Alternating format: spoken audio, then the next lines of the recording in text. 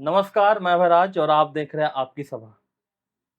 झारखंड 24 साल का हो गया है। युवावस्था में हमारा झारखंड पहुंच गया है। बिहार से झारखंड को बहुत ही मुश्किल और संघर्षों से अलग कराया गया। लेकिन बस 24 साल में झारखंड को और झारखंड वासियों को ठगा ही गया है। चाहे किसी भी राजनीतिक पार्टी ने यहाँ राज किया हो, हम उस पर विशेष ध्यान नहीं दे रहे हैं। सभी ने झारखंड को ठगा है और अब भी झारखंड को ठगा जा रहा है। वर्तमान में यहाँ जेएमएम और कांग्रेस गठबंधन की सरकार है।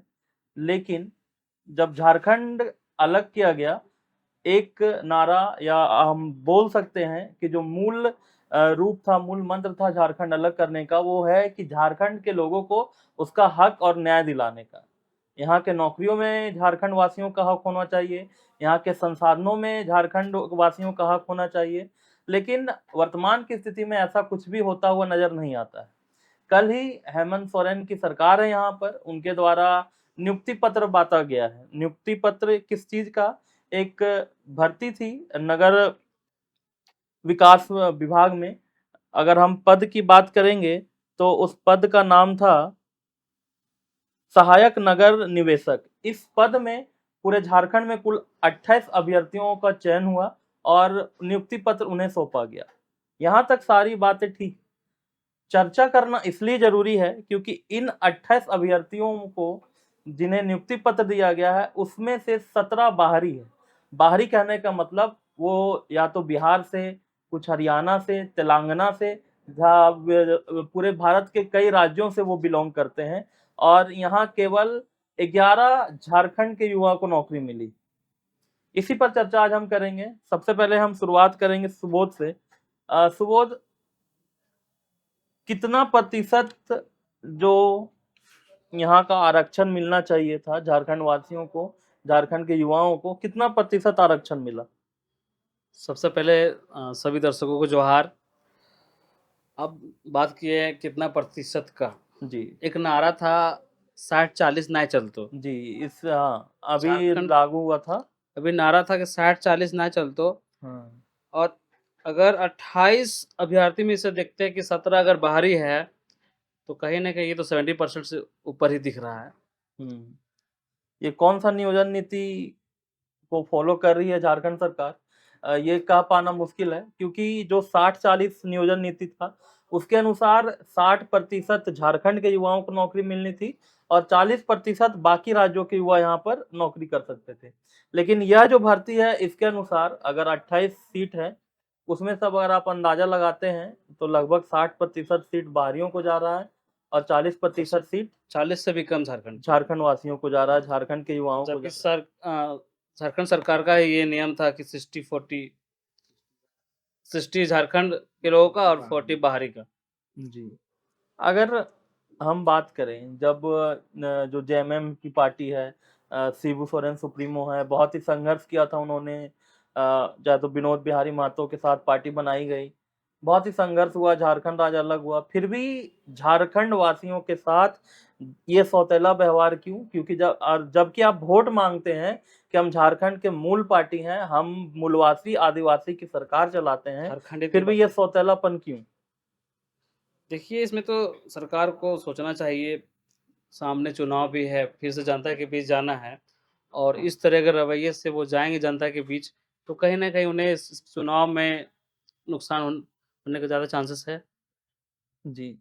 संजय जी,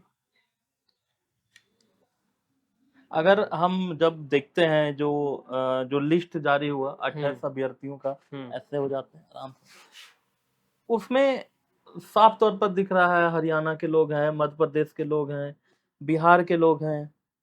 ये सभी लोग जब बाहरी आके नौकरी यहाँ करेंगे ही, तो फिर ये जो भी सरकार है, जेएमएम की सरकार है, तो फिर उनको वोट झारखंड वासियों से मांगने की जरूरत क्या है? ज़रूरी है ही नहीं और हमको लगता है पूरे झारखंड के सभी युवाओं को अब हेमंत सोरेन को ये उसको दे देना चाहिए। उसको बोल देना चाहिए कि आप जो वोट भी हैं तो उधर से माँगिए। कोई 40% मान के चलिए यहाँ का नौकरी दिए, 40% से भी कम दिए, 35% को नौकरी दिए ना, तो 35% ही वोट माँगिए यहाँ पे। जितना बच गया तो बाहर से जाके माँगिए। तो जी। हेमंत सोरेन को एक बार चाहिए हालाँकि जब इतना ज़्यादा अभी रोष है युवाओं में, इतना आंदोलन हो रहा है, विधानसभा घेराव तक हो गया, पैदल मार्च हो गया, पूरा झारखंड जाम हो गया, पुतला दहन हो गया, सब चीज़ हो गया, फिर भी ये अपने हरकतों से बाज नहीं आ रही है। ये सरकार जो है युवाओं के दुःख दर्द को समझती ही नहीं है। यहाँ तक कि जो भी झारखंड में पिछला बार भी जिन्होंने राज किया, उन्होंने भी इसी तरह से झारखंड को ठगा। हेमंत सोरेन भी आए हैं, इन्होंने भी ठगने का काम कर रहे हैं। तो हमें लगता है कि अब सरकार को भी चाहिए कि वोट भी अपना दूसरे राज्यों से ही लाएँ। यहाँ के युवाओं से वोट ना माँगे। जी। पप्पू जी, झारखंड वासियों को ठगना इसलिए आसान है क्योंकि यहाँ बहुत ही सीधे-साधे लोग हैं, बहुत ही निम्न लोग हैं, मज़दूरी गरीबी ज़्यादा है। भले ही 40% संपदा वाला राज है, लेकिन फिर भी यहाँ के लोग को सबसे ज़्यादा ठगा जाता है क्योंकि सीधे-साधे लोग हैं, उतने दाँव-पेच नहीं जानते हैं।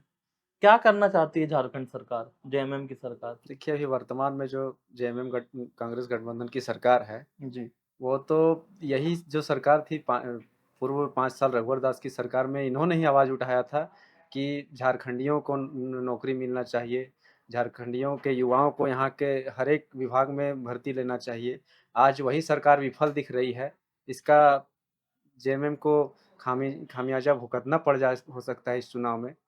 क्योंकि यहाँ के युवा इतने सरल हैं, इतने सरल हैं कि वो हमेशा चाहते हैं कि कोई भी सरकार बनती है, उनसे अपेक्षा रहता है कि हमारे जितने भी झारखंडी युवा हैं, उनको यहाँ पे सर्विस में उनका योगदान मिले।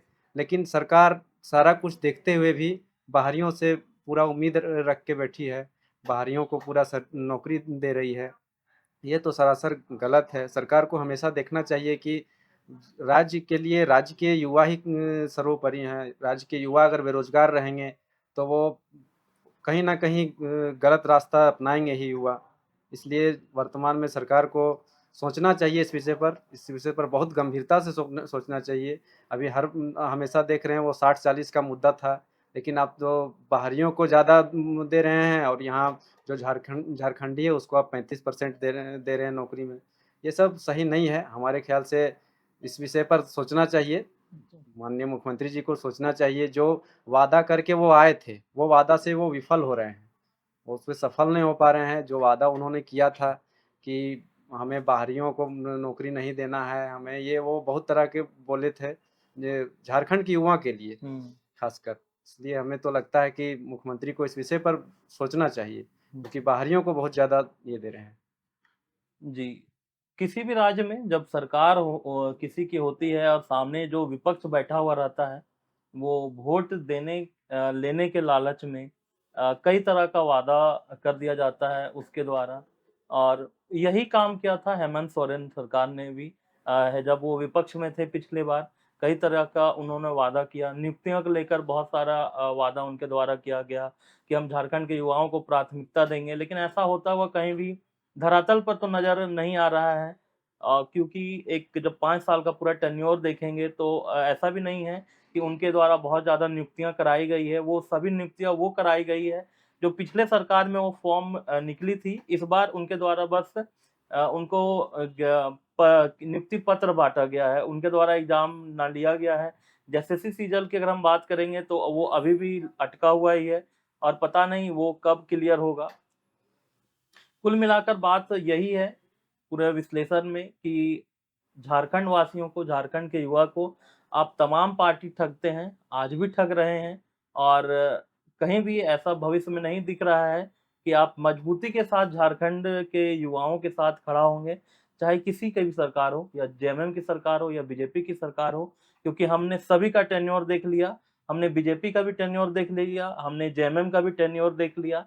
आप युवाओं को केवल अपने वोट के लिए यूज़ कर सकते हैं, बाकी झारखंड के युवाओं को आप ना प्राथमिकता दे सकते हैं और ना ही आप उन्हें वैल्यू देते हैं।